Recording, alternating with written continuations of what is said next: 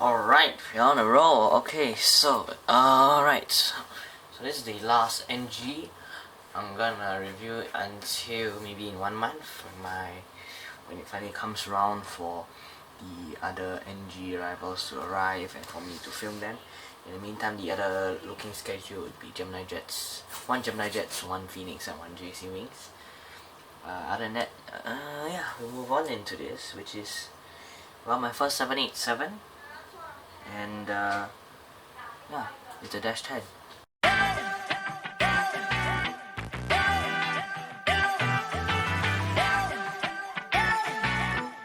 So this is a 787-1078X in ICAO terms. So this is essentially the extended version of the 787-9. Okay, so there's a few things to it. So it's larger and longer range, which is kind of funny. It's kind of ironic how a lot of these aircraft, right, Boeing aircraft, the bigger it is, the longer the range it is. Like if you compare it to something like Airbus aircraft, most of them have slightly lesser range than their smaller counterparts. Like A330-300 has less range than the A330-200. The A3, obviously special cases would be, A340, and how the A340-500 could fly further than the A340-600. All these things. So yeah, but most of the times, most airlines just use it for regional flights. This is the one by ANE. Now, our launch customer Singapore Airlines. I'm also trying to get those. I'm trying to get a Singapore Airlines fleet built up, but you'll see how it goes. So obviously it's the box with the clip art, a bit of an ANA logo with its stripes and all. ANA logo. Registration is Juliet Alpha 901 Alpha. Yeah, NG model, it's 1/400 scale. ANA logo and NG on the side. Clip art, NG and ANA logo, and then clip art again. On the rear, it's just like the front. There's the NG logos on top and your typical warning and copyright signs. Moving on, we will move on to the unboxing. So simple and easy. The nice thing about NG boxes is that these flaps, right, are actually just the nice thickness and length and width, right, to allow for me to, just slide in my knife and pull them out very smoothly, which is what I like. So now that I've got the model, well, let's bring you into it. So here it is, the majestic beauty of Boeing, manufactured only at Charleston.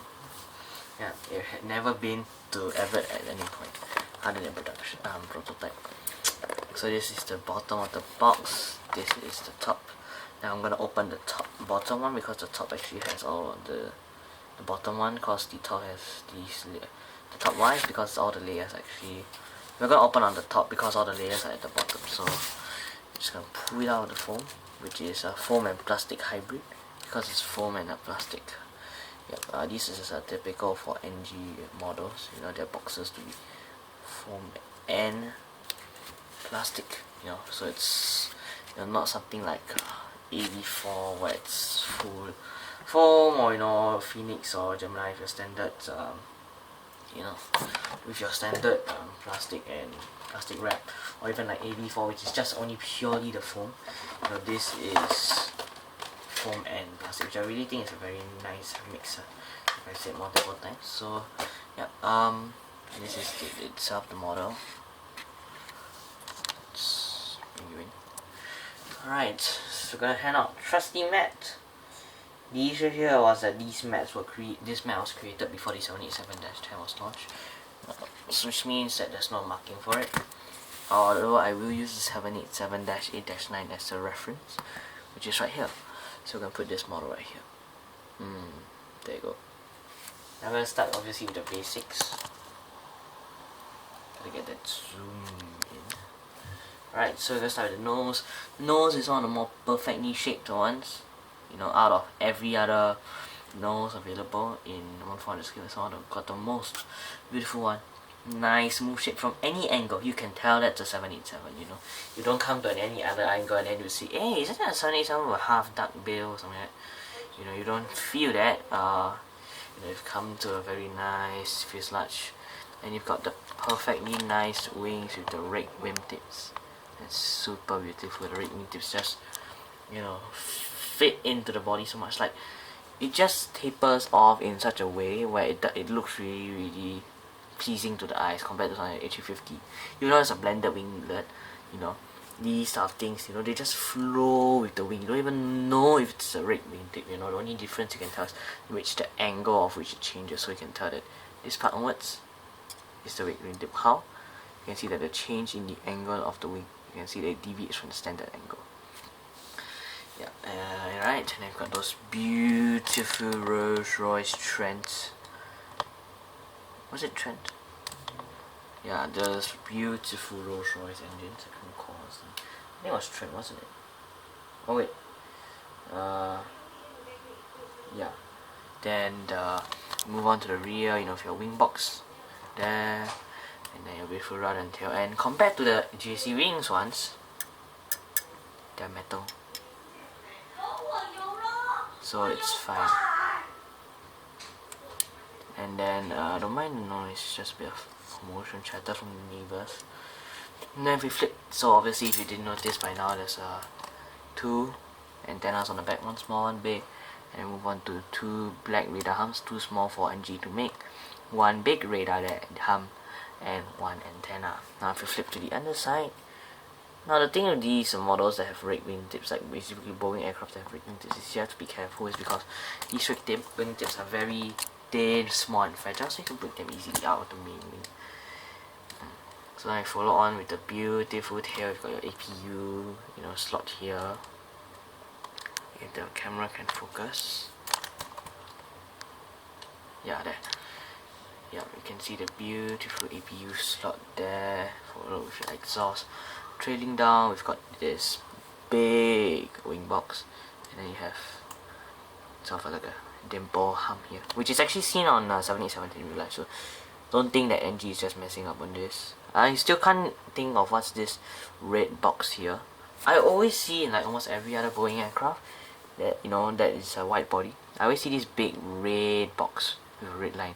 Can anyone tell me what this is? Like if you are working on a 747 or a 787 and you see you do know what's this red box, I really want to know, because I keep seeing it in wide body Boeing aircraft, but I really don't know what it is, which is odd, Then obviously you have your ram air turbines here, follow down to your main your front gear nose here, which says 901, because most of the because JA is going to be everywhere. 901 is sort of like a serial number for the airlines, to know, okay, this plane is this registration. They know it's going to start JA.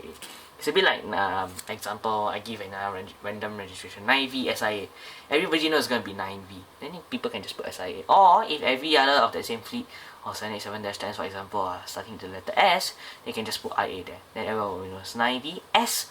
Then the bottom nose gear IA. It's a sort of standard recognition for all, for all those who work on it, for the respective aircraft, respective time.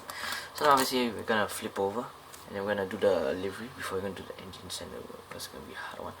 Now the wings are actually perfectly shaped in the nice angle of lift. It's not the very dramatic ones that go too high, like because so that which is basically Phoenix, because they do it too high. I think about 5mm too high, I think, so it makes it look like it's doing the vertical takeoff, which is mostly required for your certification tests, right? So you've got your nice ANA livery with your smooth livery that stretches from the tail down, the fuselage down.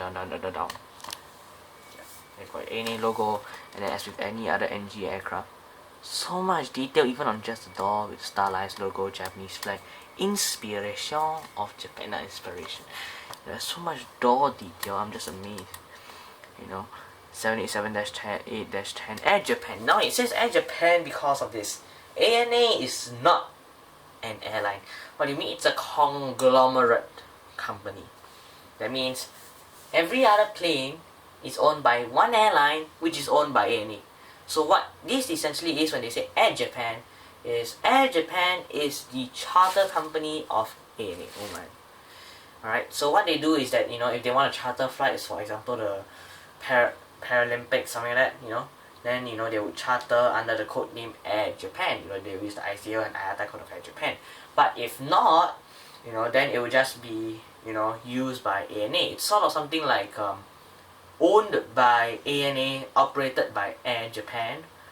So technically the pilots, everything, they're all under ANA, just that the aircraft is registered as Air Japan.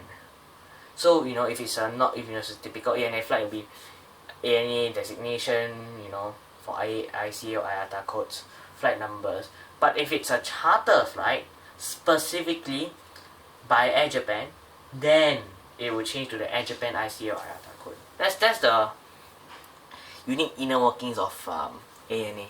They have a few other companies like that. It's but mostly the ANAs are the ANA 787s are by Air Japan. Yeah. So if you ever see a ANA plane with a different ICAO or IATA code or flight number from your typical ANA one, you're flying on Air Japan. But obviously all these are Air Japan, all that, they're all just like ghost companies. Those that are on these Air Japan flights, there's still ANA crew, etc. It's sort of a bit like ANA leases everything out to Air Japan. Air Japan just handles the charter, handles everything else for ANA and the charter and extra charter flights if they want to. Yeah, so that's about it with your registration and Boeing 787-10. It's really a beautiful livery, and then you've got the red dots here to recognize Japan as the land of the rising sun, registration, and then now we'll look at the engines, which are, because the 787 mold for ANA was developed not a long time back, don't mind that dropping, it will be see-through. So now I'm just going to find a way to lift it up and show you. Cha-ching. Now it's actually see-through, like if you don't know, it's actually see-through. Because the thing is that the engine was made so well that it's very hard to see anything, right? Like how it was made in such a way where there's so much fine details that it's very hard to see that it's actually see-through. So what I'm going to try and do now is see if I can turn it around. Yeah, but you can get the idea. You can see there's some light passing through at the back of here. So it's a see-through. The wing is definitely well joined and has a nice angle. Overall, I think I would give this a 10 out of 10 as expected for Vengi models. I think that I can't really fault them on anything, I think that's a really, really beautiful model, and it's something worth buying. Even it costs about $56. I think that's really worth it for the size of the aircraft, the detail you get, the more beautiful gear and everything, compared to sort of the crappy molds, the filled up gear well, the 737 by Phoenix. I think that something like this is definitely worth more, a sight to see, a feast for the eyes. And if not, we'll bring you around for the montage session. Goodbye. Let's go. I still see your shadows in my room. Can't take back the love that I gave you. It's to the point where I love and I hate you, and I cannot change you, so I must replace you. Easier said than done. I thought you were the one listening to my heart instead of my head. You found another one, but I am the better one. I won't let you forget me. I got black, I got white. What you want? Hop outside a ghost and hop up in a fan. I know I'm about to blow. I ain't done. They try to take my. Everybody gets high sometimes, What else can we do when we're feeling low? She said, what you know about her? I'll tell you everything. I got what you need. Look up in the store and get what you want. You get what you please. We about to get it.